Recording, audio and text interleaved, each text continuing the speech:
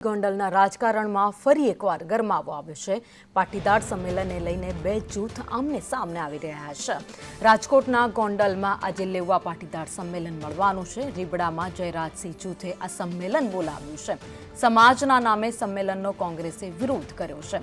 સામાજિક અગ્રણીઓ, ઉદ્યોગપતિ અને નેતાઓને આમંત્રણ આ સંમેલનમાં આપવામાં આવ્યું છે। ગોંડલ ગણેશ ગ્રુપ અને જય સરદાર યુવા ટીમે આયોજન કર્યું છે।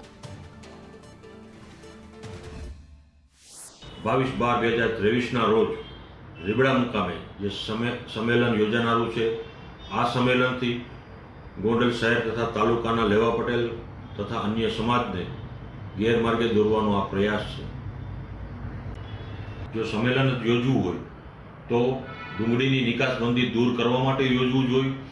ખેડૂતો ઘણા સમયથી ગોંડલ યાર્ડના દરવાજે પોતાની મરણ મૂડી બચાવવા માટે પ્રયાસો કરી રહ્યા છે, ત્યારે એવા સંમેલન યોજાવા જોઈએ। અને સરકાર તમારી, પોલીસ તમારી, સરકારી તંત્ર તમારું, તો સંમેલન શેનું યોજો છો રીબડામાં આ પ્રજાને બતાવવું જોઈએ।